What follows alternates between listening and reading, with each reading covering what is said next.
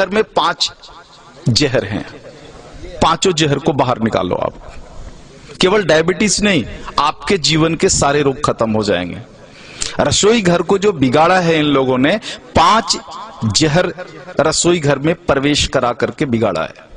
उसमें से उजला आटा यानी गेहूं का आटा, मैदा एक जहर, उजला नमक दूसरा जहर यानी आयोडीन नमक, ये दूसरा जहर है।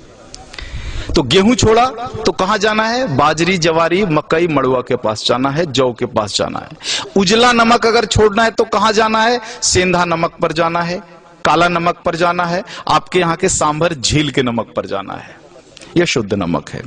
तो दूसरा जहर हुआ। तीसरा जो जहर इन्होंने डाला है चीनी।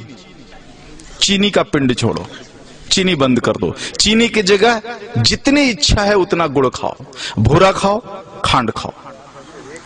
ये डायबिटीज की अच्छी दवा है। गुड़ डायबिटीज की अच्छी दवाओं में से एक है।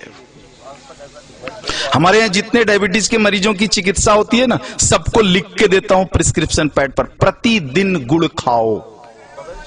हाँ, रसगुल्ला खाने का मन है जरूर खाओ, गुड़ वाला खाओ।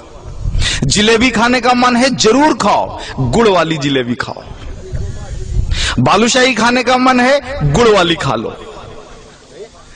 जितना मीठा खाने का मन है खाओ, गुड़ वाली खा लो। तो तीसरा जो जहर है वो आपका चीनी है। हाँ। और जो चौथा जहर है वो है रिफाइन।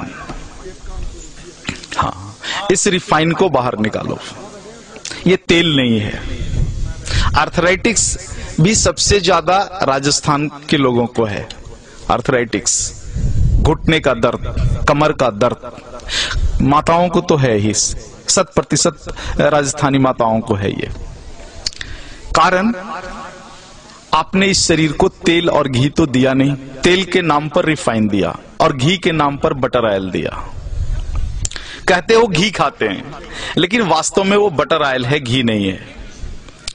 आप कहते हो तेल खाते हैं, तेल नहीं खाते, रिफाइन खाते हो आप। रिफाइन अलग है और तेल अलग है, दोनों एक नहीं हो सकता। तो इस रिफाइन को बाहर निकालो और तेल को लेकर के आ जाओ। तेल सरसों का हो सकता है, तिल का हो सकता है। आपके यहाँ अच्छा राई, सरसों, तिल, ये 3 चीजें तो मैं जानता हूं, और शायद कुछ मूंगफली का भी बढ़िया हो सकता है। ये सारी चीजें हैं। 2 विरुद्ध चीजें हैं, एक सूर्यमुखी और सोयाबीन। इनके चक्कर में मत पड़ना, ये दोनों खतरनाक हैं। तो इस तरह से रसोई घर से अगर कुछ चीजों को आप बाहर निकाल दो। 2 मॉडर्न चीजें हैं, एक प्रेशर कुकर, हाँ, जो आपके रसोई घर का प्रेत है, प्रेत को बाहर निकालो। हाँ, पकती नहीं अनाज, फटती है अनाज। दाल फटता है उसमें, पकता नहीं है। नीचे से ताप और ऊपर से प्रेशर, तुअर का दाल फट जाता है, पकता नहीं है। पकेगा तो मिट्टी की हांडी में धीरे धीरे, सने सने, धीमी आंच पर ही पकेगा। तुअर का पौधा जितने दिन तक मिट्टी में खड़ा रहता है, उसी हिसाब से समय लेगा हांडी में पकने के लिए।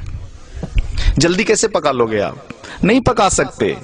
वो मिट्टी में 10 महीने तक खड़ा रहा है तो 10 मिनट तो लेगा ना चूल्हे पर पकने में।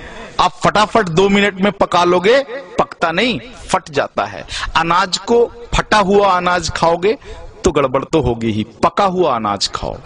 प्रेशर कुकर में कोई भी अनाज नहीं पकता, केवल फटता है। तो इस प्रेत को बाहर निकाल दो। और दूसरा प्रेत तो कम है, जो है फ्रिज, हाँ, इसको बाहर निकाल दो। शरीर को अग्नि चाहिए। फ्रिज की सारी वस्तुएं शरीर के अग्नि को खराब कर देने वाली है। शरीर में अग्नि नहीं होगा तो पचेगा ही नहीं, और पचेगा नहीं तो सड़ेगा, और सड़ेगा तो वायु निकलेगा, और वायु निकलेगा तो पता है वायु क्या क्या करता है?